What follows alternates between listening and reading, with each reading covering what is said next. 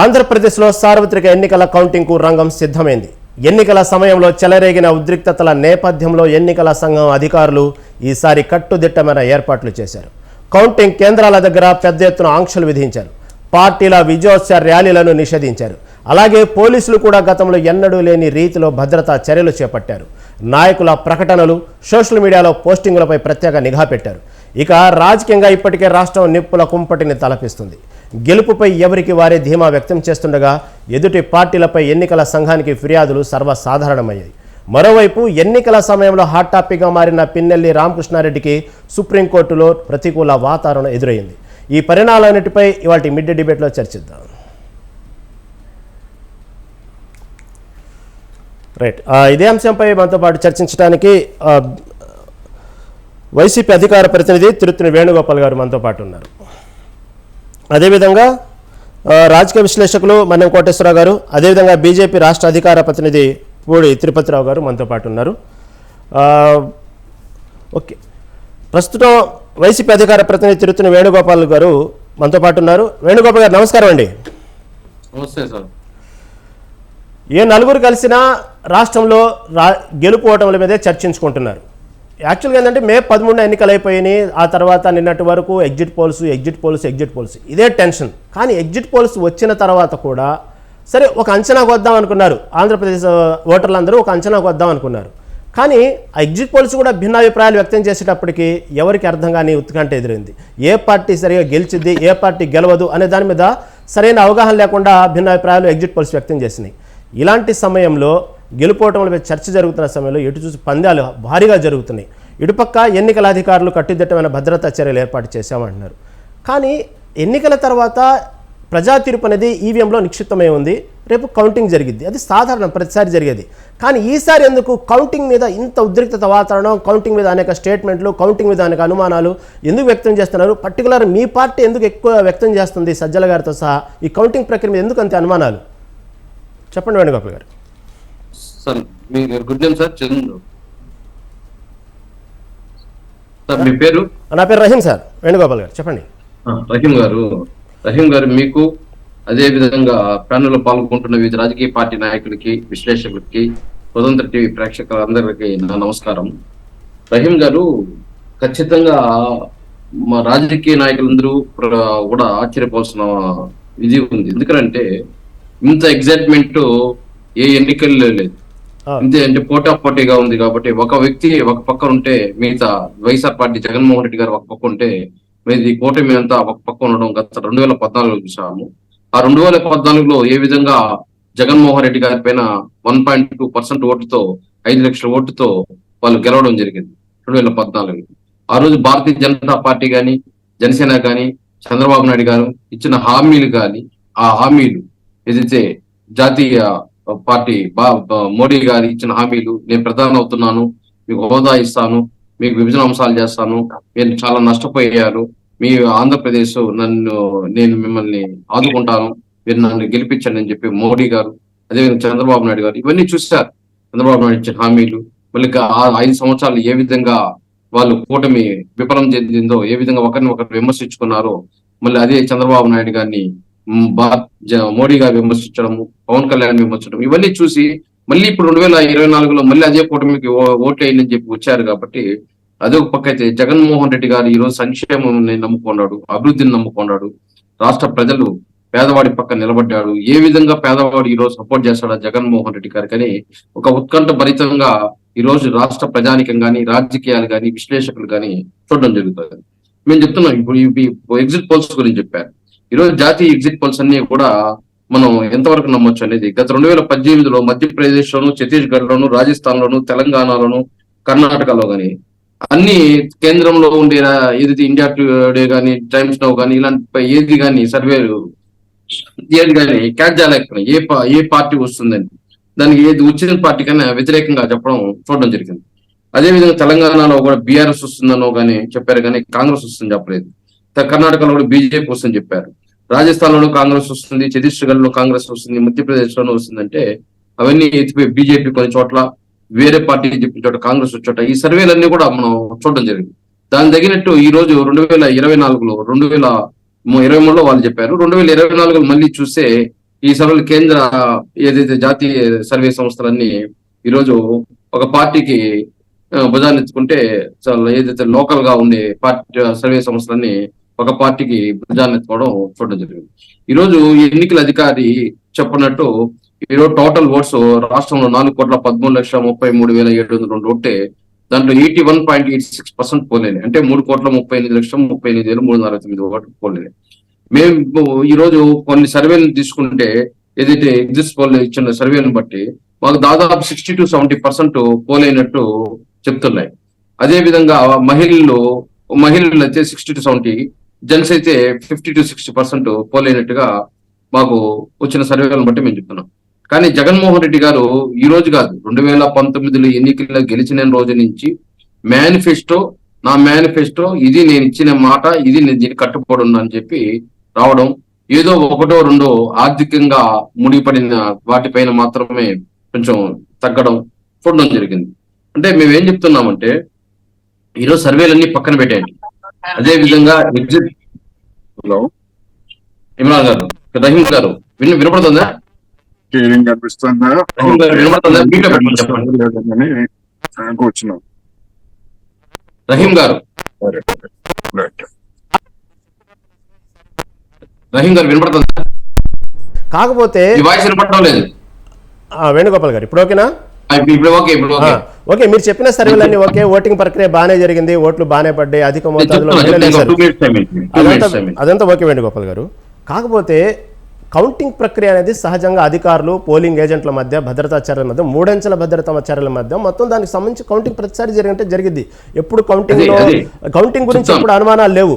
కాబట్టి కౌంటింగ్ ఏదైనా జరిగిద్ది, కౌంటింగ్ మీద ఏదైనా ఉద్రిక్త వాతావరణం అనేది ఎప్పుడు జరగలేదు. కాబట్టి రిజల్ట్స్ మీద బయటకు వచ్చిన తర్వాత జరిగిద్దాము. కాబట్టి కౌంటింగ్ మీదే అనుమానాలు వ్యక్తం చేయడం, పర్టికులర్ మీ పార్టీ పదే దీని మీద స్టేట్మెంట్లు ఇవ్వడం ఏంది అంత అనుమానం ఏంది?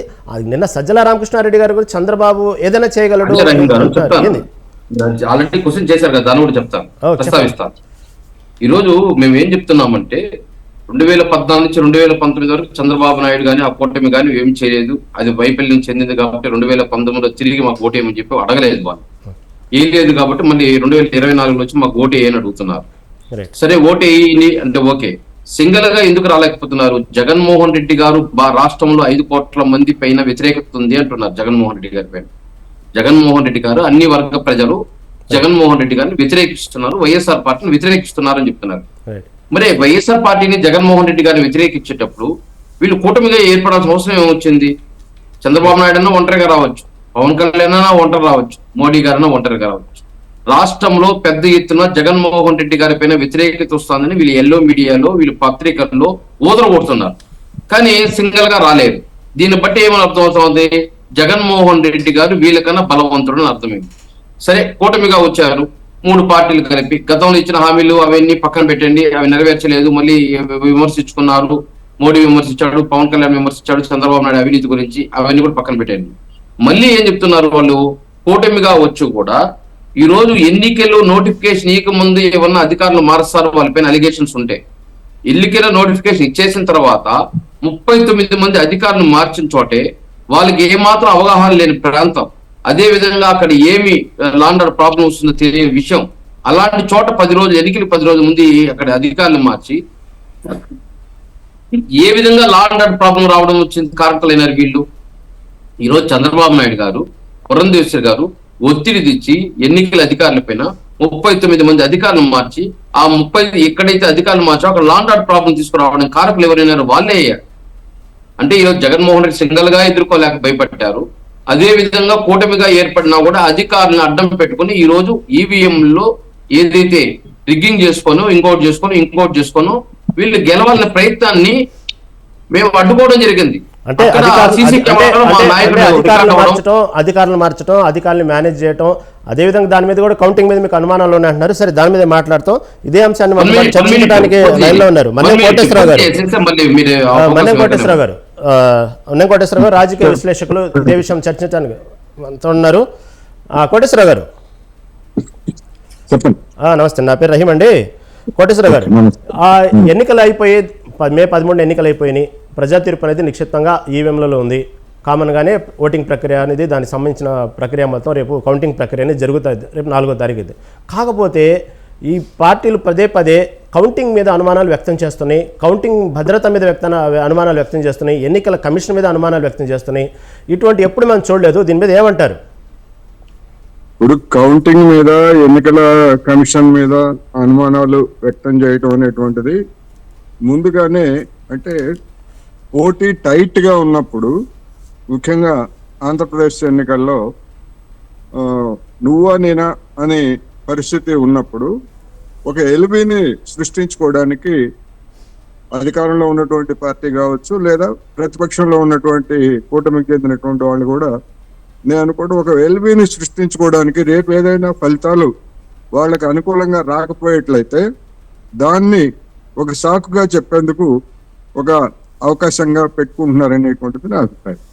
ఎందుకంటే ఇన్ని పరిణామాలు జరిగిన తర్వాత, ఇన్ని వివాదాలు తలెత్తిన తర్వాత కౌంటింగ్ ప్రక్రియలో అధికార యంత్రాంగం, ముఖ్యంగా ఎన్నికల కమిషన్ సక్రమంగానే వ్యవహరిస్తుంది అనేటువంటిది నా అభిప్రాయం. ఓకే, వేణుగోపాల్ గారు, సార్ మామూలుగానే కౌంటింగ్ సంబంధించినటువంటి ఏజెంట్లు ఎలా వ్యవహరించాలి, కౌంటింగ్ ప్రక్రియ ఎలా ఉన్నది అనేటువంటి ఒక దాని గురించి ఒక విశ్లేషణ చెప్తున్నారు. మేము ముందుగా ఏదో ఓడిపోతామని చెప్పి ముందుగా వీళ్ళు చెప్తున్నారు అవన్నీ.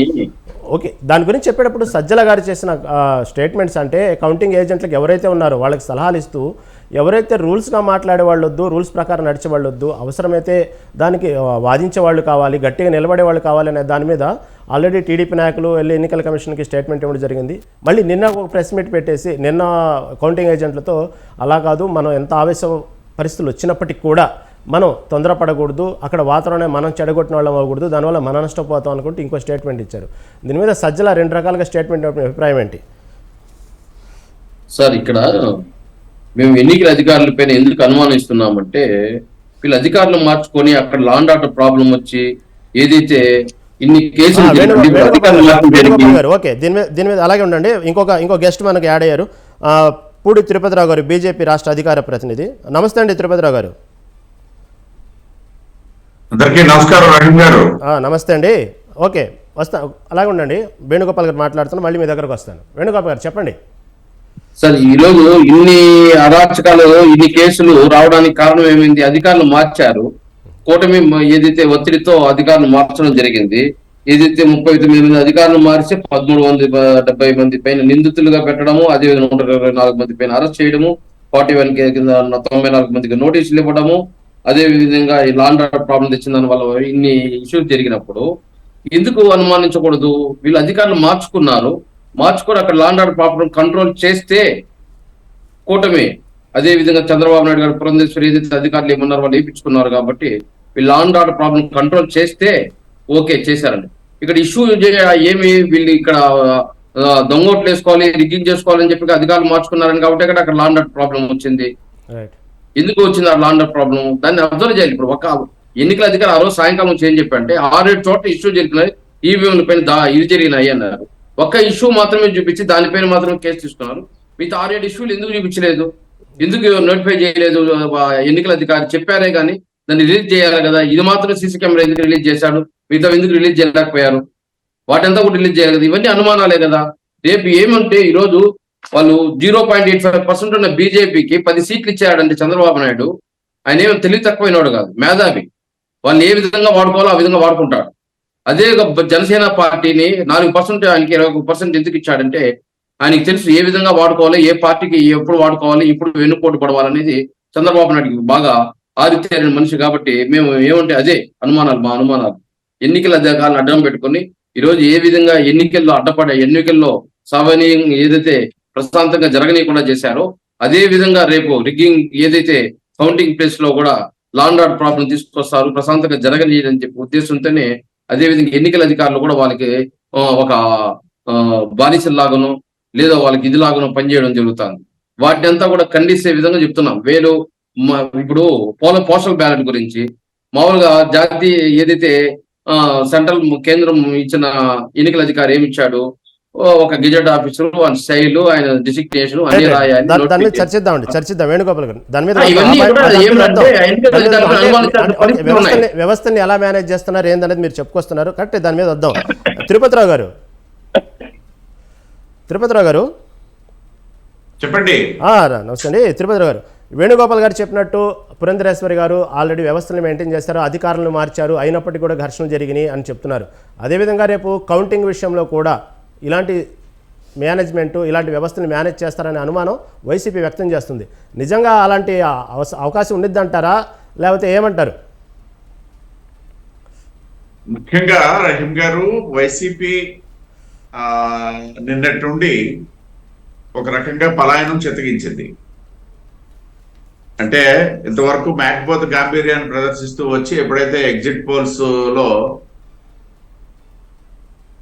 ఇప్పుడు వాళ్ళు ఏదో అస్పష్టత ఉంది ఇక్కడ అంటున్నారు. ఎందుకు ఉంటుంది అస్పష్టత? ఇప్పుడు నిన్ననే కదా దేశవ్యాప్తంగా జరిగినటువంటి ఎన్నికలకు సంబంధించి ఎగ్జిట్ పోల్స్ వచ్చాయి, స్పష్టంగానే వచ్చాయి. ఎక్కడ కూడా ఎన్డీఏకి ఓడిపోతుంది, కాంగ్రెస్ వస్తుందని రాలేదు కదా. అదేవిధంగా రాష్ట్రంలో కూడా మెజారిటీ ఒపీనియన్ ఏదైతే ఎగ్జిట్ పోల్స్ ఉన్నాయో అవి కూడా విశ్వసనీయతతో కూడుకున్నటువంటి ఎగ్జిట్ పోల్స్ అన్ని కూడా ఇప్పుడు గతంలో ఫెయిల్యూర్స్ అయిన వాటి గురించి నేను ఇప్పుడు మళ్ళీ ప్రస్తావించాను. అన్ని కూడా కూటమికే ఇక్కడ చూపించాయి. ఒకటి. రెండోది, మేము 10 సార్లు వైసీపీ ఆరోపణలు ఏంటి, పురంధేశ్వరి గారు లేఖ రాశారు, 39 మంది అధికారులను మార్చేశారు, ఆ మార్చిన దగ్గరే ఇవన్నీ జరిగాయని చెప్పేసి. అంటే పిన్నెల్లి రామకృష్ణారెడ్డి మాచర్లలో విధ్వంసం సృష్టించడానికి పురంధేశ్వరి గారు లేఖ రాసి అక్కడ ఉన్న అధికారులను మార్చారా? పిన్నెల్లి రామకృష్ణారెడ్డి ఏమన్నా అంతకంటే పెద్ద ఎన్నికల ఘోరం ఇంకోటి లేదు కదా.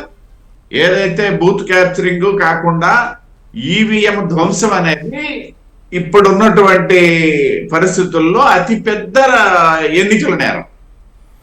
సో అంతకంటే పెద్ద నేరం అంతే చేయించడానికి మేమేమో లెటర్ రాసి అక్కడ ఉన్న అధికారులు మార్చేసి పిన్నెల్లికి సహకరించామా? పిన్నెల్లి భారతీయ జనతా పార్టీ నాయకుడా, లేకపోతే మా మిత్రపక్షాలైనటువంటి జనసేన నాయకుడా, తెలుగుదేశం నాయకుడా? కాదు కదా. ఒకటోది. రెండోది, ఏదైతే సజ్జల రామకృష్ణారెడ్డి గారి వ్యాఖ్యలు, ఎస్ డెఫినెట్ గా వాళ్ళ తాలూకా పోలింగ్ ఏజెంట్లకి వాళ్లే కాదు, మేమే కాదు, ఎవరైతే కౌంటింగ్ ఏజెంట్లుగా వెళ్తారో వాళ్ళకి తగినటువంటి సూచనలు, జాగ్రత్తలు, హెచ్చరికలు చేయడం సహజం. అది కానీ మీరు వెళ్ళేది అక్కడ చేయడానికి కాదు, తిరగబడ్డానికి అని చెప్పేసి ఏదైతే రెచ్చగొట్టడం అయితే ఉందో అది ఎంతవరకు కరెక్ట్? సరే అయిపోయింది, మళ్ళీ దాన్ని ఏదో సరిదిద్దుకున్నారని చెప్పి నా దృష్టిలో అయితే లేదు. నిన్న మీరు చెప్పినట్టుగా చెప్తున్నారు మీరు. అంటే ఏం జరిగింది ఇక్కడ? ఈ 2 రోజుల్లోనే వైసీపీ ఏదైతే ఎగ్జిట్ పోల్స్ వచ్చిన తర్వాత వాటిల్లో వాళ్ళకి ఎప్పుడైతే అపనమ్మకం కలిగిందో వెంటనే వాళ్ళు పలాయనం చిత్తగించారు. ఇవాళ ఓటమి దిశగా ఎప్పుడైతే పార్టీ ప్రయాణం చేస్తుందో ఆ దిశగా, అంటే సహజంగా మనకి రాజకీయాల్లో వాళ్ళే కాదు ఎవరైనా అంతే.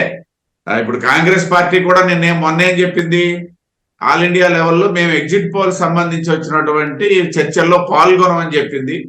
మళ్ళీ 24 గంటలు తిరక్క ముందే లేదు మేము పాల్గొంటామని చెప్పింది.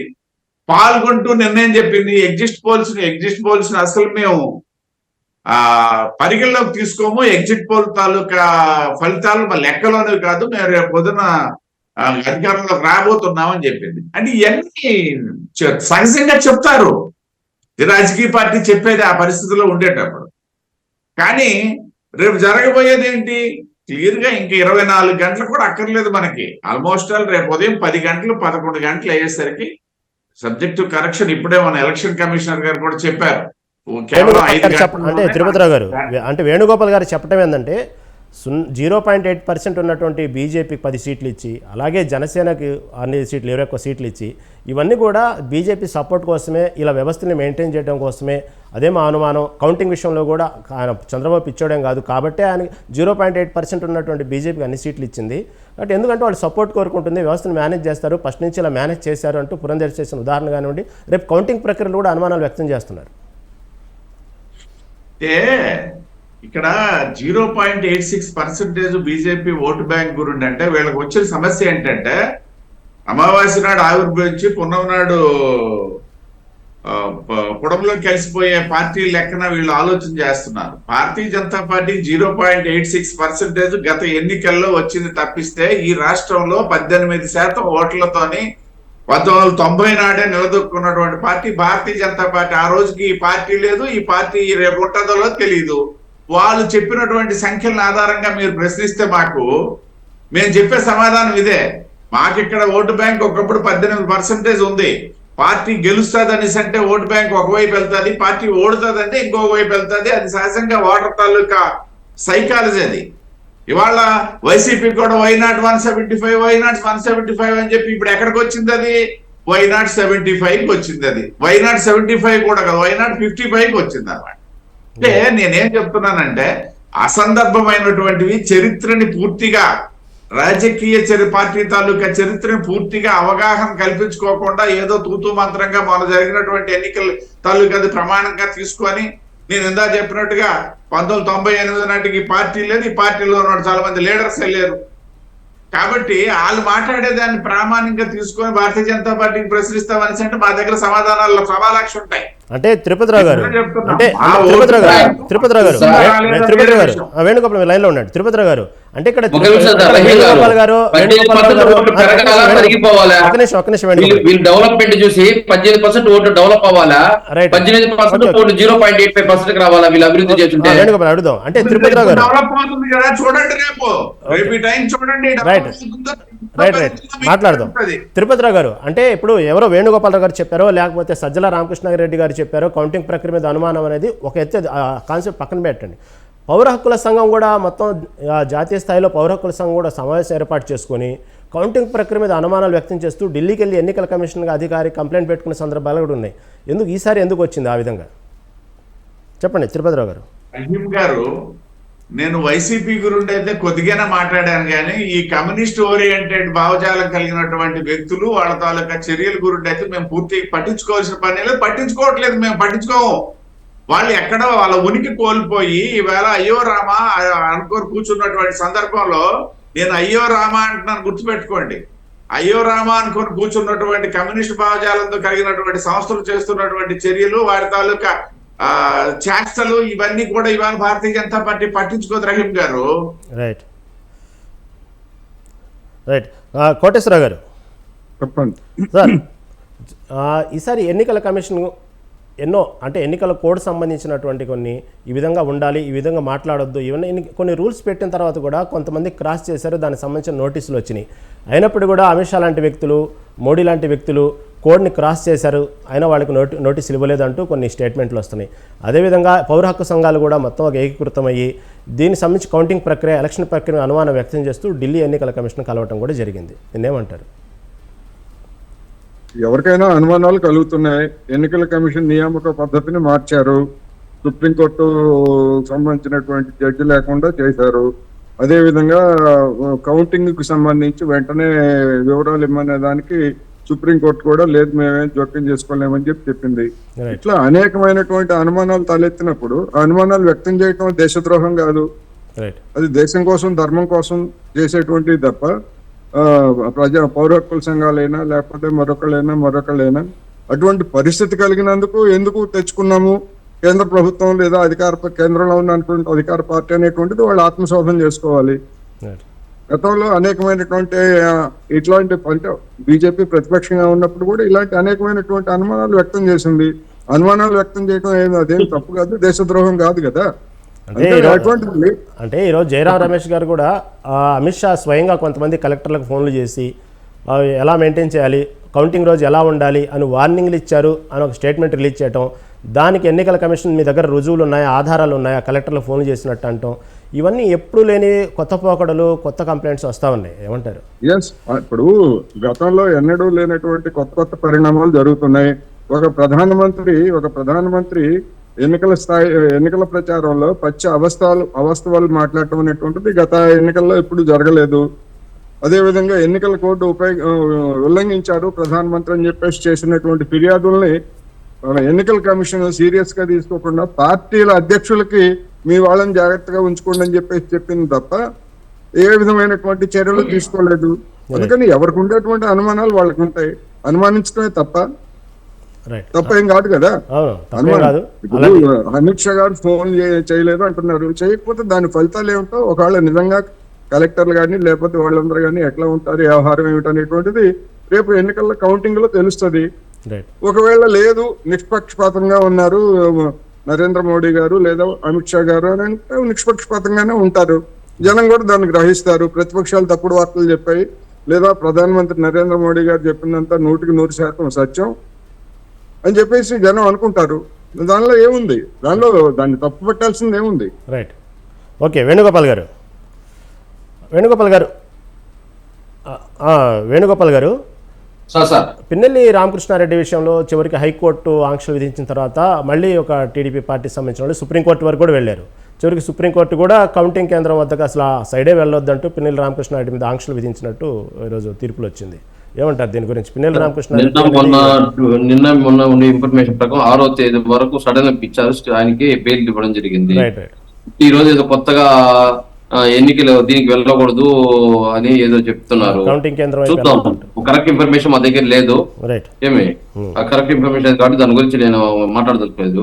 కానీ ఒకటి చెప్తున్నాను సార్, ఈ రోజు అక్కడ ఈవీఎం లో ఏదైతే ఈవీఎం లో దొంగ ఓట్లు పడ్డాయి కాబట్టి అక్కడ ఏజెంట్లు కానీ అక్కడ ఓట్లు వేయడానికి ఎస్సీ ఎస్టీ బీసీ మైనారిటీలు వస్తాయి కానీ వాళ్ళు తరిమేస్తేనే అక్కడ ఆయనకు వస్తేనే నాయకుడికి చెప్పుకుంటే ఆయన ఏంది ఇట్లా పని చేస్తున్నారు వీళ్ళు, ఏమి అడ్డు చెప్పడం లేదు, పోలీసులు ఎస్పీలు ఫోన్లు ఎత్తడం లేదు, సీలు డిఎస్పీలు ఫోన్లు ఎత్తడం లేదు అనేసి ఆయన ఆవేశంతో పోయి చేసిన ఒక ఇది అన్ని 6-7 బూత్లో కూడా ఆ విధంగా జరిగినాయి. అందులో ఈయన ఈయన 20 బూతుల పైన సంస్థాగత ప్రాంతంగా ఏదైతే లెటర్ ఇవ్వడం జరిగింది డీజీపీకి కానీ అదే విధంగా ఎన్నికల అధికారికి కానీ, వాళ్ళు ఎందుకు వాటి పైన ప్రొటెక్షన్ తీసుకోలేదు? బందోబస్తు తీసుకుంది ఎవరి తప్పు? వాళ్ళు తప్ప కదా?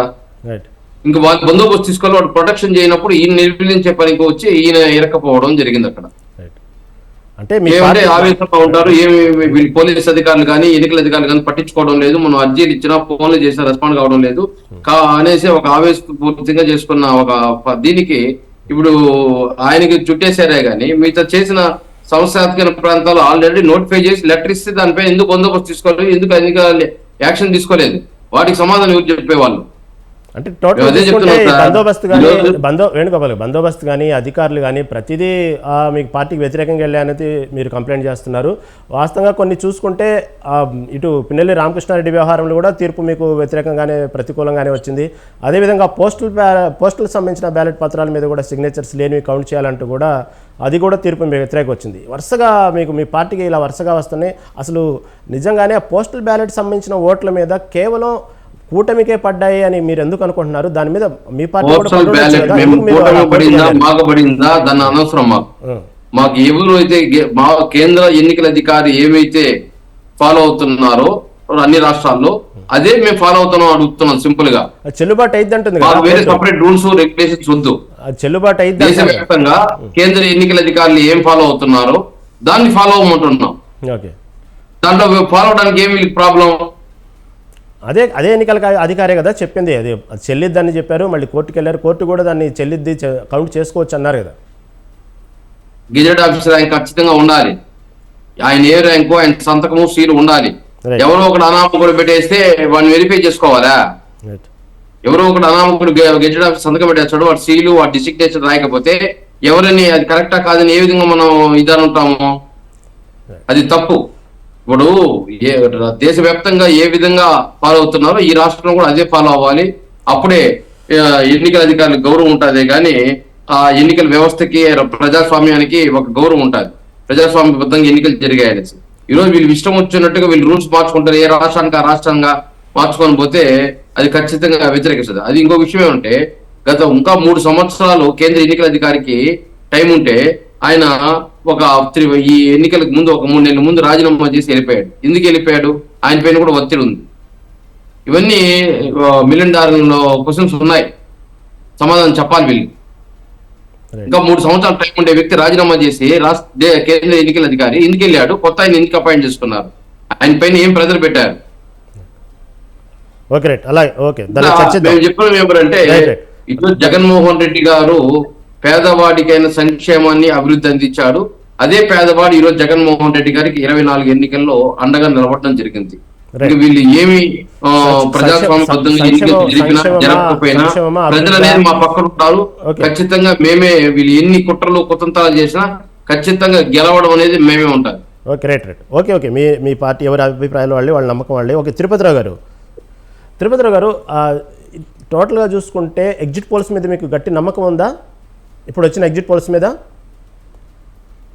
ఇప్పుడు రహీం గారు ఎగ్జిట్ పోల్స్ గురించి 2 విధాలుగా మేము విశ్లేషిస్తామండి. రైట్ చెప్పండి. ఏదో కొత్తగా వచ్చిన పోల్స్ అన్నిటిని మేము ఎప్పుడు కూడా పరిగణలోకి తీసుకోం. రైట్. ఒకటి ఆ సంస్థ తాలూకా విశ్వసనీయత. అంటే ఇప్పుడు గతంలో వరుసగా ఫెయిల్ అయిపోతూ వస్తారు. అంటే కొన్ని పరిస్థితులు వేరు. ఇప్పుడు మాకు ఛత్తీస్గఢ్ లో అసలు మేము గెలుస్తామని చెప్పలేకపోయిన ఎన్నికల్లో. కానీ మీ పార్టీకి మొత్తం ఇండియా వైజ్ కానివ్వండి ఇటు ఆంధ్రప్రదేశ్ కానీ అనుకూలంగా మీకు సర్వేలు ఎగ్జిట్ పోల్స్ వచ్చినాయి కాబట్టి మీరు అలా నమ్ముతున్నారా, లేకపోతే నిజంగానే ఎగ్జిట్ పోల్స్ మీద మీకు ఒక నమ్మకం ఉందా?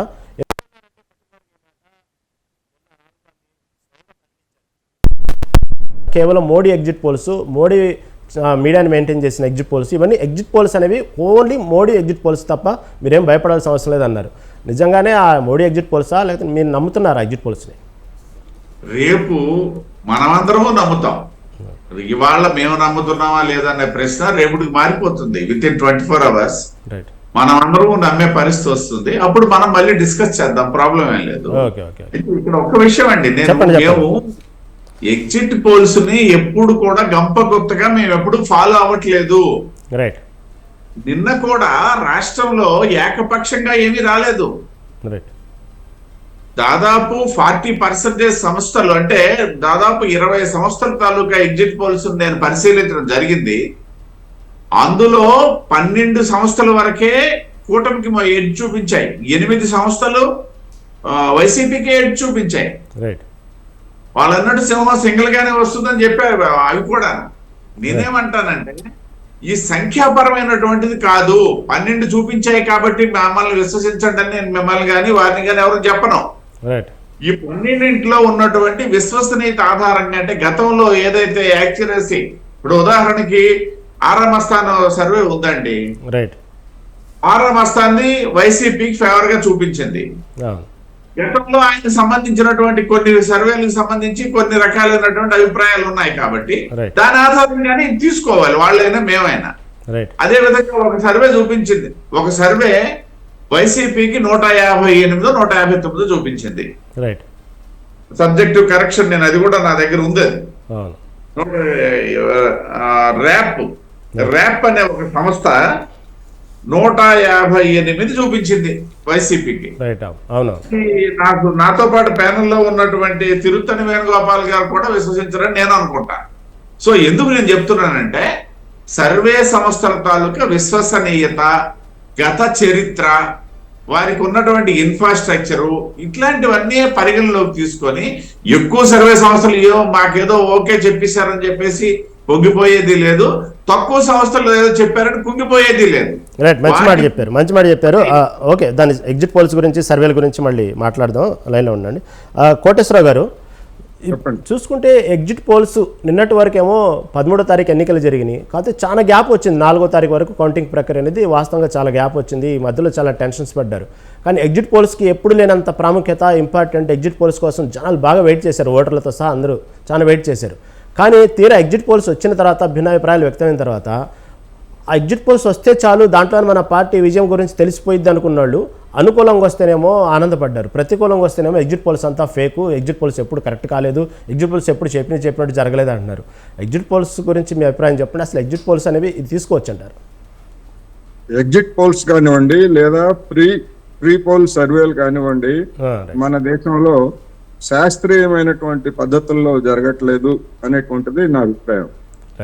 ఏ ఎన్నికలైనా, రాష్ట్ర ఎన్నికలైనా లేదా కేంద్ర ఎన్నికలైనా కానీ.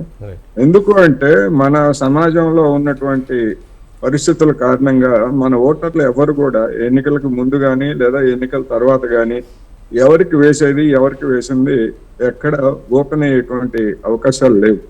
అందువలన ఈ సర్వేలు, ఇప్పుడు జాతీయ సంస్థల సర్వేలు లేదా స్థానిక సంస్థల సర్వేలు అని 2 రకాలుగా ఉన్నాయి, వాస్తవం అది. కానీ జాతీయ సంస్థల సర్వేలుగా లేదా జాతీయ సర్వేలుగా చెప్పినటువంటి వాటిల్లో కూడా కొన్ని అద్భుత కల్పనలుగా వచ్చినట్టు సోషల్ మీడియాలో, వాట్సాప్లో నిన్న ఈరోజు తిరుగుతున్నాయి. అటువంటి వాటిల్లో ఒకటి రాజస్థాన్లో 33 సీట్లు బీజేపీకి వస్తాయని చెప్పేసి చెప్పిందని వచ్చింది. కానీ రాజస్థాన్ లో ఉన్నది 25 సీట్లు మాత్రమే. అదేవిధంగా మా హిమాచల్ ప్రదేశ్ లో 4 సీట్లు ఉంటే 6 నుంచి 8 సీట్లు ఎన్డీఏకి వస్తాయని చెప్పేసి చెప్పారు. అదేవిధంగా బీహార్ లో ఎల్జేపీ పోటీ చేసింది 5 సీట్లు అయితే వాళ్ళకి 4 నుంచి 6 సీట్లు వస్తాయని చెప్పేసి ఒక ప్రముఖ సంస్థకి చెప్పినట్టుగా వాట్సాప్ లో వస్తా ఉంది. కాంగ్రెస్ నేతలు కూడా దాన్ని కొన్ని సందర్భాల్లో ప్రస్తావించారు. అందుకని పెద్ద సంస్థలు అనుకున్నటువంటి వాటి యొక్క సర్వేలు కూడా బొక్కబోర్లో పడినటువంటి ఉదంతాలు మనం చూసాం.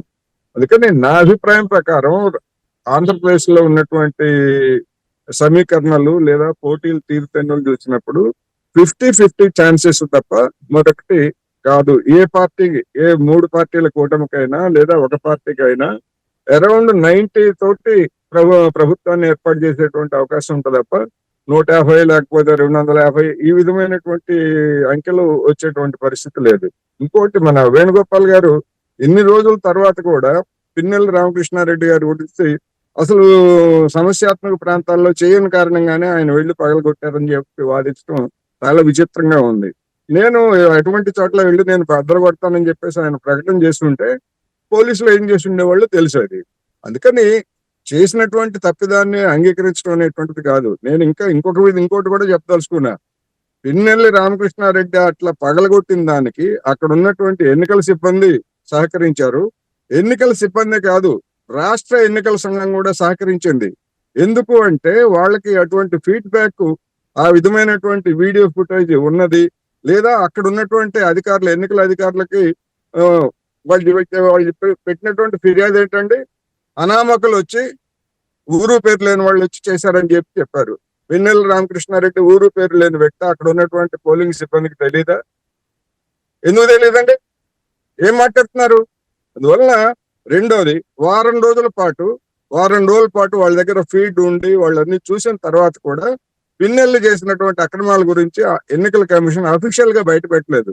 బయట పెట్టకపోగా ఆయన ఏం చెప్పారు, మీనా గారు, మేముగా దాన్ని బయట పెట్టలేదు అని చెప్పాడు, మాట్లాడాడు. అంటే ఏమిటి? ఎందుకని పెట్టలేదు? మీరు చూశారు, అక్కడ ఒక ఈవీఎంని బద్దలు కొట్టారని చెప్పేసి ఫిర్యాదు వచ్చింది. అందులోనూ గుర్తు తెలియని వ్యక్తులని వచ్చింది. మీ దగ్గర వీడియో ఫుటేజ్ ఉంది. ఆ వీడియో ఫుటేజ్ చూస్తే వాళ్ళు గుర్తు తెలియని వ్యక్తులా లేకపోతే పేరు మోసిన వ్యక్తులా అనేటువంటి తెలియదండి వాళ్ళకి. ఎందుకని దాచిపెట్టారు వారం రోజుల పాటు? వేరే రూపంలో ఆ వీడియో బయటకు వచ్చిన తర్వాత అప్పుడు ఆ కేసు నమోదు చేశారు. అందుకని ఎన్నికల కమిషన్ మీద ఆరోపణలు చేయడం కాదు, ఎన్నికల కమిషన్ వాళ్ళకి సహకరించింది పిన్నెల్లి ఉదంతంలో. మిగిలిన ఎందుకు బయట పెట్టలేదు అంటున్నారు. ఎస్, మిగిలిన బయట పెట్టకపోతే లేదా ఎవరినైనా ఓటింగ్ వేయనివ్వకపోతే అదే పిన్నెల్లి గారు ధర్నా చేయొచ్చు. ధర్నా చేసి మొత్తం జిల్లా యంత్రాంగాన్ని అంతా అక్కడికి రప్పించవచ్చు. కానీ ఆయన అటువంటిది ఏమి చేయలేదు. ఆయన ఎటువంటి ఫిర్యాదు చేయలేదు.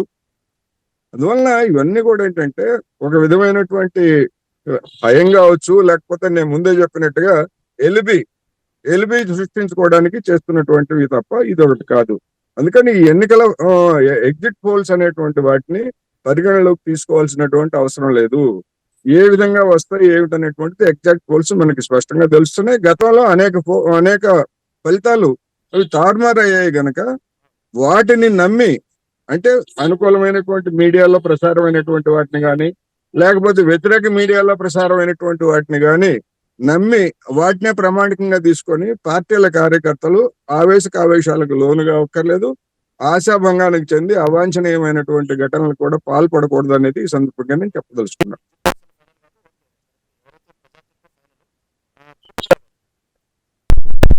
తిరుపతి గారు చూసుకుంటే ఎన్డీఏ ఏదైతే ఎగ్జిట్ పోల్స్ మొత్తం మీద ఎన్డీఏ అనేది గవర్నమెంట్ ఫామ్ అవుతుంది, ఎన్డీఏ అనేది భారీ మెజార్టీ ఎప్పుడైతే అనిపించిందో మొత్తం షేర్ మార్కెట్స్ మొత్తం కూడా భారీ లాభాల్లో స్టార్ట్ అయిపోయినాయి. మోడీ హవా వచ్చేసింది, మోడీ వచ్చేస్తున్నారని వచ్చేసింది. ఓకే, స్టాక్ మార్కెట్ వాళ్ళకి శుభపరిణామమే.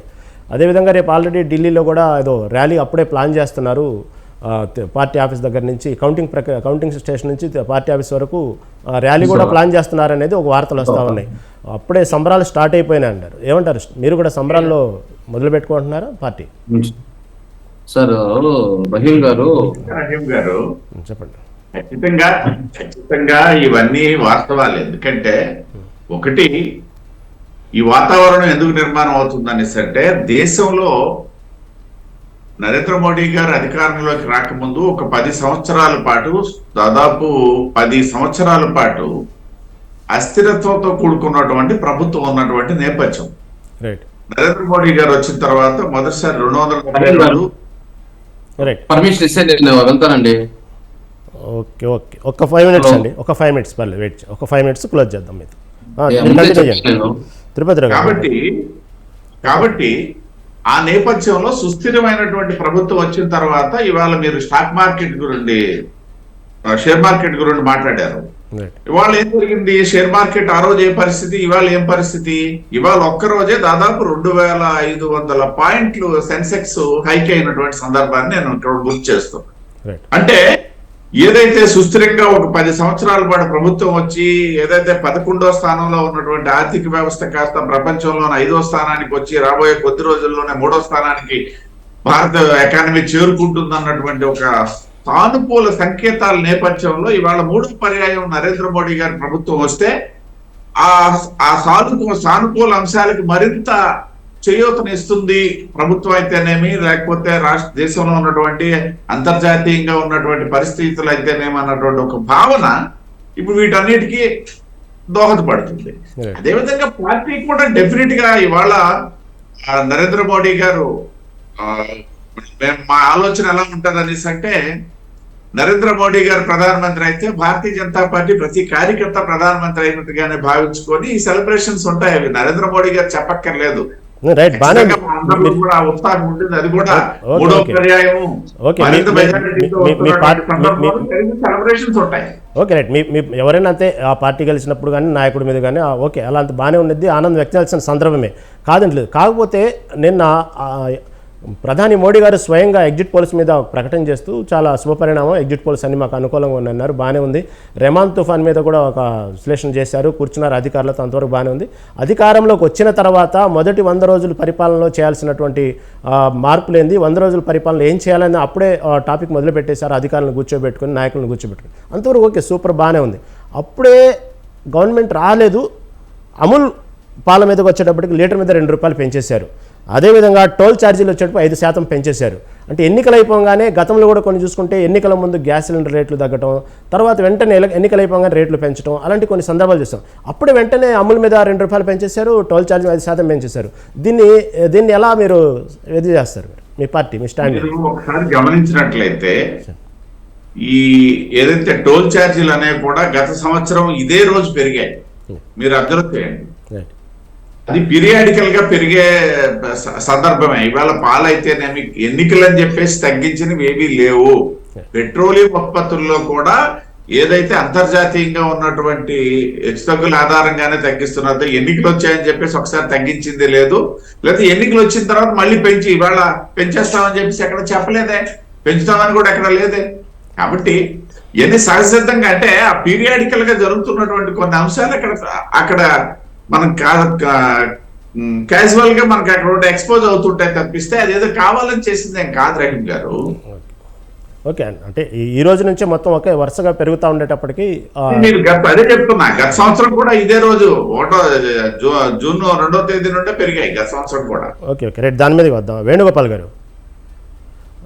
గారు ఈ ఎగ్జిట్ పోల్స్ విషయానికి వచ్చేటప్పటికి అందరూ ఒక ఆలీబాబా అద్భుత దీపం లాగా ఆరామస్తాను ఏం చెప్తారు, ఆరామస్తాను ఎగ్జిట్ పోల్స్ ఎలా ఉంటాయి, మీరే కాదు మీ పార్టీ కాదు అన్ని పార్టీలు వెయిట్ చేసినాయి, కొన్ని మీడియాస్ కూడా వెయిట్ చేసినాయి, ఆరామస్తాను ఏం చెప్తారో వెయిట్ చేసినాయి. కాకపోతే ఆరామస్తాను మీ పార్టీకి ఫేవర్గా చెప్పిన తర్వాత ఆరామస్తాన్ అనే వ్యక్తి వైసీపీ మనిషి అంటూ జగన్తో ఫోటోలు దిగిన మొన్న సోషల్ మీడియాలో పెడుతూ అలా అందరూ మళ్ళీ ఆరామస్తాన్ మీద యాంటీగా మాట్లాడుతున్నారు. అనుకూలంగా ఉంటే ఒకటైపు, ఉన్నది ఉన్నట్టు చెప్తే ఒకటైపు. దీన్ని మీ పార్టీ ఏమంటారు? నిజంగానే అతను మీ పార్టీకి అనుకూలమా, లేకపోతే ఆయన డ్యూటీ ఆయన చేశారా? వేణుగోపాల్ గారు చివరికి మీరు చెప్పండి, వెళ్ళాలన్నారు. వేణుగోపాల్ గారు మీట్లో ఉన్నారు, వేణుగోపాల్ గారు మీట్లో ఉన్నారు మీరు, వినపడుతుంది? ఇప్పుడు ఓకేనండి చెప్పండి. సార్, జాతీయ ఏదైతే ఎగ్జిట్ పోల్స్ వచ్చినాయి, ఇండియా టుడే, టైమ్స్, ఇవన్నీ గతంలో చూసాము ఏ విధంగా లాస్ట్ ఇయర్ అన్ని వ్యతిరేకంగా ఇచ్చాయి.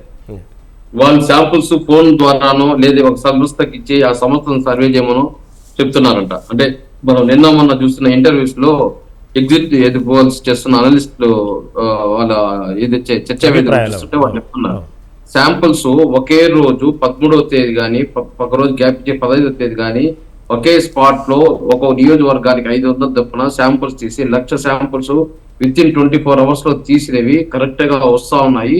మేము లాస్ట్ టైం 2-3 సర్వేలు చేస్తే ఆ ఎగ్జామ్ కరెక్ట్ గా వచ్చాయని కొంతమంది చెప్తున్నారు. కొంతమంది ఏం చేస్తున్నారు, స్పాట్ లోకి పోయేసి విత్ ఒక 5 days 10 days ఎలక్షన్ ముందు ఎలక్షన్ తర్వాత దాన్ని సర్వే చేస్తే అనేసి వివిధ రకాల శాంపుల్స్ తీసుకునే దాన్ని బట్టి వీళ్ళు చెప్తున్నారు సార్. కాకపోతే ఇప్పుడు ఛత్తీస్గఢ్ లో కానీ ఇవి కానీ అన్ని ఆపోజిట్ గా రావడము, మన తెలంగాణలో కానీ కర్ణాటకలో కానీ ఈయన మన లోకల్ సర్వేలు కొన్ని వాస్తవాలు చెప్పడము, అంటే అన్ని భిన్నంగా చెప్తే బీఆర్ఎస్ వస్తుందనో లేదా బీజేపీ వస్తుందనో కాంగ్రెస్ వస్తుందని చెప్పడం అనేది అది వాళ్ళని యాక్సెప్ట్ చేయాలి, అది వాళ్ళని అప్రిషియేట్ చేయాలి. అలాంటివి కర్ణాటకలో కూడా జరిగినాయి. కాబట్టి అన్ని చెప్పేవన్నీ కరెక్ట్ అని కాదు, ఏదో ఆ చెప్పే దాంట్లో ఏది తగులుతుందో దాన్ని చూడాలి మనం, ఇది కరెక్ట్ అనేసి. దాన్ని ఈ తెలంగాణ విషయంలో కానీ కర్ణాటక విషయంలో కానీ మనం చూసాం, అన్ని సర్వేలు వ్యతిరేకంగా చెప్పాయి, అక్కడ కాంగ్రెస్ వస్తుందని కానీ ఏం కానీ చెప్పలేదు. కానీ తీరా 1-2 ఆరు బస్తాను కానీ లేదా కొన్ని సర్వే సంస్థలు చెప్పాయి, మేము కరెక్టే చెప్పాము, కాకపోతే 1% 2% తేడాతో రావడం జరిగింది, 7 సీట్లతో అని చెప్పేసి చెప్పడం జరిగింది. దీన్ని మనం అంత పూర్తిగా పరిగణలోకి తీసుకోలేము. అవి ఏదో ఇప్పుడు రేపు ఈ రోజు రేపు ఎన్నికలు ఉంటే దాన్ని ఏదో ఇన్ఫ్లుయెన్స్ చేస్తుంది అనుకోవచ్చు. ఎలక్షన్స్ అయిపోయినాయి, ఓన్లీ కౌంటింగ్, ఇదేదో ఎంసెట్ కీ వదిలినట్టుగా వీళ్ళు ముందుగా ఇది పరిస్థితి అని చెప్పేసి వదలడం జరిగింది. దాన్ని బట్టి రేపు ఏమొస్తాయో చూడాలి. కాకపోతే అత్యధికంగా మాత్రము ఎగ్జిట్ పోల్స్ అన్న చెప్తున్నాడు 12 times 12 సర్వే మాకు వచ్చాయి, 8 వాళ్ళకి వచ్చాయని. ఆ 12 అక్కడెక్కడ పేర్లు ఉండేది మేము చూడలేదు. టాప్ లో ఉండేవి 5-6 ఏళ్ళుగా బాగా దీంట్లో ఉండేది ఒక రేంజ్ లో ఉండేవి మాత్రం చూసాము. దాంట్లో మాకు 60-70% ఇస్తా ఉన్నాయి. కాబట్టి చూడాలి రహీం గారు. అంటే ఆరామస్థాన్ గురించి ఏమంటారు? ఆరామస్థాన్ నిజంగానే వైసీపీ పార్టీ మనిషా? ఇప్పుడు లేటెస్ట్ గా 1-2 సర్వేలు చేసినా కరెక్ట్ గానే ఉంది. కాకపోతే యాజ్ ఇట్ ఈస్ గా అవే వస్తాయని కూడా మనం చెప్పలేం కదా. ఇప్పుడు ఏ విధంగా శాంపుల్స్ తీసుకున్నాడో అప్పుడు ఏ విధంగా తీసుకున్నాడు, ఆయన నేనే దగ్గరుండి తీశాను, మేము దాన్ని ఒక రోజుకు ఒక నియోజకవర్గం 500 మంది ఆ 24 hours కోసం అపాయింట్మెంట్ చేశారు, 1,00,000 శాంపుల్స్ తీస్తారని ఆయన విధానం చెప్పాడు. కేకే ఒక టైప్ లో చెప్పాడు. అట్లా రకరకాలుగా ఒక్కొక్క శాంపుల్స్ తీసుకునే దాని విధానాన్ని బట్టి రేపు వచ్చే దీన్ని బట్టి మనం యాక్సెప్ట్ చేయాలి. అంటే ఆర్ఆర్ మసా చెప్పిందా, కేకే చెప్పిందా, లేకపోతే ఇంకొకరు చెప్పింది కరెక్ట్ అయింది, వాళ్ళు ఏం శాంపుల్స్ తీసుకున్నాడు, ఆ శాంపుల్స్ అంటే ఇంత పూర్తిగా మనం ఇప్పుడు ఇంత ఇన్వాల్వ్మెంట్ కాలేదు ఈ సర్వే ఎగ్జిట్ పోల్స్ పైన. ఈసారి పూర్తిగా జనాల దానిపై చర్చ జరుగుతుంది. కాబట్టి ఖచ్చితంగా మనం కూడా రేపు ఎవరిది ఇంచుమించు కనెక్ట్ అయ్యే విధంగా ఉంటుందని చూసి వాళ్ళు ఏం శాంపుల్స్ తీసుకున్నాడని కూడా మనం ఒకసారి రిమైండ్ చేసి పెట్టుకోవాలి. రైట్, దాని మీద మాట్లాడదాం. కోటేశ్వర గారు. Okay sir, thank you sir. Right, thank you అండి, థ్యాంక్ యూ. కోటేశ్వర గారు చెప్పండి. కేంద్ర ఎవరైతే ఇంటెలిజెన్స్ రిపోర్ట్స్ కూడా దాదాపుగా కౌంటింగ్ రోజు భారీగా గొడవలు జరుగుతాయి అంటూ ఆల్రెడీ ఇంటెలిజెన్స్ రిపోర్ట్ ఇచ్చింది, అంటే కౌంటింగ్ రోజు. అదేవిధంగా కౌంటింగ్ తర్వాత కూడా జరిగే ఛాన్సెస్ ఉన్నాయంటే 19వ తారీఖు వరకు దానికి సంబంధించిన కేంద్ర బలగాల్ని మాత్రం ఆంధ్రాలోనే ఉండమన్నారు. ఆంధ్రాలో ఎప్పుడు చూడని పరిస్థితులు ఈసారి ఎందుకు ఇలా ఉన్నాయి? ఆంధ్రాలో గెలుపు ఓటములను కామన్గా ఏ పార్టీ అయినా ప్రజా తీర్పు, ప్రజా ఆశీర్వాదం అన్నట్టు తీసుకోవాలి. కానీ పర్టికులర్గా పార్టీ గెలుపు ఓటములపై మాత్రం ఘర్షణలు జరుగుతాయి అనేది అంత ఓపెన్గా జరుగుతాం. నిన్న మొన్నటి కూడా కొన్ని బాంబులు బయటపడినాయి, కొన్ని ఇళ్లలో సోదాలు జరిగినాయి. ఎందుకు ఈ రాష్ట్రం ఇలా రావణ కాష్టగా మారడానికి ఏమంటారు? దీనికి కేంద్ర నిఘా సంస్థలు కానివ్వండి, లేదా రాష్ట్రంలో నిఘా సంస్థలు కానివ్వండి, రాష్ట్రంలో ఉన్నటువంటి పోటాపోటీ తీరును బట్టి అలర్ట్ చేయడం అనేటువంటిది సహజం. నిజంగా జరుగుతాయని కాదు, ఒకవేళ జరిగితే ఏ విధమైనటువంటి చర్యలు తీసుకోవాలనే దానికి అధికార యంత్రాంగాన్ని అలర్ట్ చేయడం సరైనదే అని కూడా నా అభిప్రాయం. అందువలన దాన్ని పక్కన పెట్టేట్లయితే మీరు అన్నట్టుగా ఎందుకు ఈ విధమైనటువంటి పరిస్థితి ఏర్పడింది అంటే, రాష్ట్రంలో జరిగినటువంటి ఎన్నికల తీర్పులు చూసినప్పుడు అంటే రాజకీయ పార్టీలు కూడా ఖండించట్లా దీనికి. ఏ పార్టీ గెలిచినా ఏ పార్టీ ఓడినా మేము ప్రజా తీర్పుగానే స్వీకరిస్తామంటున్నా అని ఒక స్టేట్మెంట్ ఇవ్వట్లేదు. ఎవరికారు నిమ్మకం నీరెత్తినట్టు అంటున్నారు. ఆల్రెడీ వాళ్ళు చేయాల్సిన బ్యాక్గ్రౌండ్ వర్క్లు జరుగుతూ ఉన్నాయి. చెప్పండి, మీరు కంటిన్యూ చేయండి. ఎందుకు అంటే ఇప్పుడు ప్రతి పార్టీ కూడా కాన్ఫిడెన్సా ఓవర్ కాన్ఫిడెన్సా అనేటువంటి దాన్ని పక్కన పెట్టేట్లయితే ఎన్నికలకు ముందు ఆ విధమైనటువంటి మైండ్ గేమ్ ఆడతాయి అనేది అందరికీ తెలిసినటువంటిది. Yeah. కానీ ఆంధ్రప్రదేశ్ లో ఉన్నటువంటి ఈ ఎన్నికల్లో ఉన్నటువంటి ఒక ప్రత్యేకత ఏమిటంటే విధానాలు లేదా ప్రజల సమస్యలు లేదా కేంద్ర రాష్ట్ర సంబంధాలు లేదా రాష్ట్రంలో ఉన్నటువంటి మంచి చెడ్డలు వీటన్నిటికీ పక్కన పెట్టేసి జగన్మోహన్ రెడ్డి గారిని అధికారంలో ఉంచడమా లేకపోతే దించడమా అనేటువంటి ఏకైక ప్రాతిపదికన ఎన్నికలు జరిగినట్టుగా కనిపిస్తా ఉంది.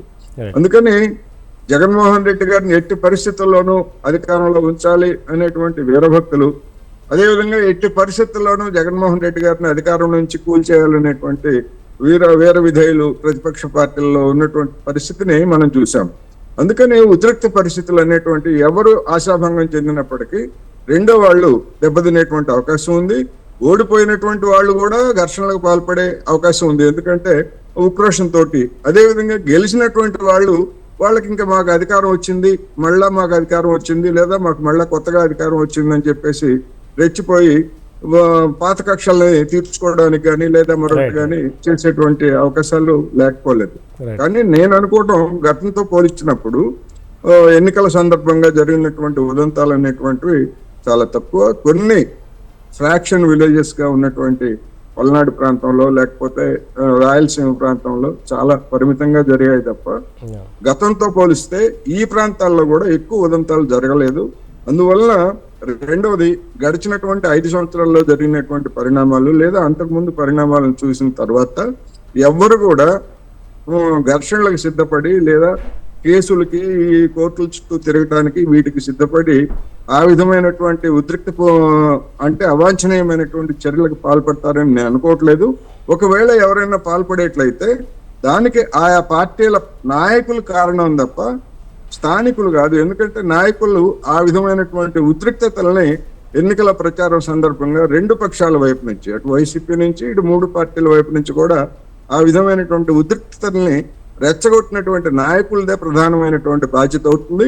అందుకనే మీరు చెప్పినట్టుగా ఫలితాలు ఎట్లా వచ్చినా కానీ వాటిని హుందాగా స్వీకరించాలి అనేటువంటిది ఆ నాయకులు స్పష్టంగా పదే కార్యకర్తలకు చెప్తే దాని ఫలితం కొంతమేరకు ఉంటే ఉండవచ్చు, లేదు అని చెప్పేసి ఏదైనా దాన్ని భిన్నంగా అర్థం చేసుకొని ఎక్కడైనా అవాంఛనీయ చర్యలకు పాల్పడితే అధికార యంత్రాంగం వాళ్ళని కఠినంగా అణిచివేయాల్సినటువంటి అవసరం ఉందనేది నేను చెప్తాను. అంటే ఇప్పటికే పోలీస్ అధికారులు ఎక్కడ నో కాంప్రమైజ్, గొడవలు జరగడానికి ఛాన్సే లేదు, చాలా కట్టుదిట్టమైన భద్రత ఏర్పాటు చేశాము అన్నారు. అదేవిధంగా కొన్ని మాక్ డ్రిల్స్ కూడా నిర్వహించారు. ఆ గొడవలు జరిగితే ఎలా ఉండాలి, ప్రజల్ని కొంచెం రిలేట్ చేశారు, గొడవలు ఎలా జరగకూడదు, జరిగినప్పుడు ఎలా అని కొన్ని ఏరియాల్లో బాగానే మాక్ డ్రిల్ చేశారు.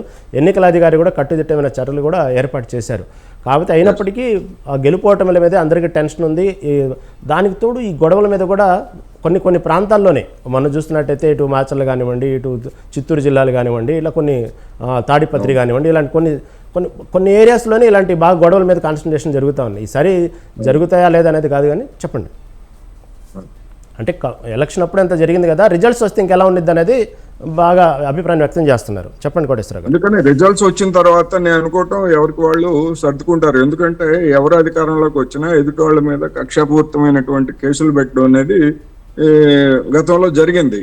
ఆ విధమైనటువంటి కేసులకు సిద్ధపడే వాళ్ళే ఎవరైనా వీర విధేయులు ఉంటే అటువంటి వాళ్ళు చేస్తారు. కానీ సాధారణ కార్యకర్తలుగా ఉన్నటువంటి వాళ్ళు అలాంటిది చేసి ఇబ్బందులు కొని తెచ్చుకుంటారని నేను అనుకోను.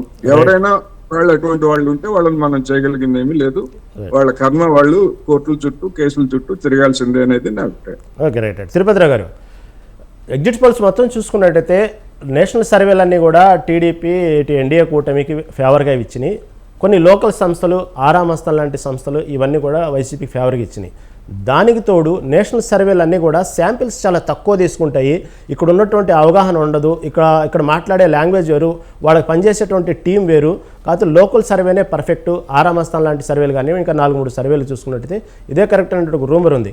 అదేవిధంగా దానికి తోడు ఇండియన్ యాక్సిస్ సర్వేస్ కానివ్వండి, ఇండియా టుడే సర్వేస్ కానీ కొన్ని లోపాలు కూడా ఎత్తి చూపుతూ, అంటే మరి ఓటింగ్ పర్సంటేజ్ ఎంత గ్యాప్ అంటే 12% గ్యాప్. అంటే ఇంత ఫైటింగ్లో మీరు చూడండి, ఏ సర్వే చూసుకున్నప్పుడు కూడా బార్డర్లో ఉన్నాయి, బార్డర్లో నెంబర్స్ ఇస్తున్నారు.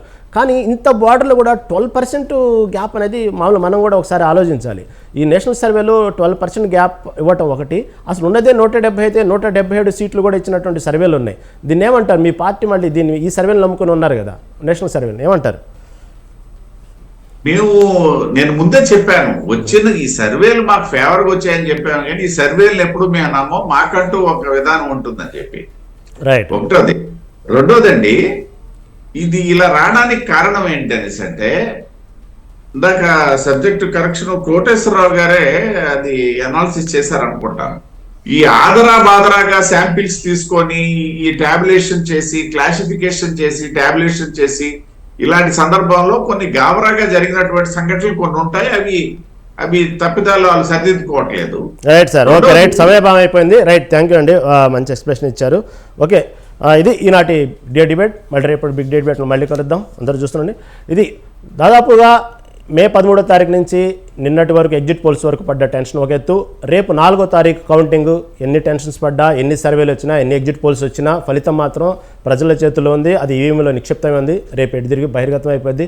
ఎవరు అధికారంలోకి వస్తారా, ఎవరు అధికారులు రారా, రేపు మధ్యాహ్నంలోపు తెలిసిపోయింది అంటే ఎన్నికల కమిషన్ కూడా రిలీజ్ చేశారు. చూద్దాం ఏ పార్టీ అధికారంలో వచ్చింది. ప్రజా తీర్పుని ఎవరైనా సరే తీర్పుని శిరస వహించాల్సిందే. దయచేసి రాష్ట్రంలో ఎటువంటి గొడవలు జరగకుండా ఉండాలని అందరూ కోరుకోవాలి. ఇది నా డిబేట్. చూస్తున్నానండి, స్వతంత్ర టీవీ.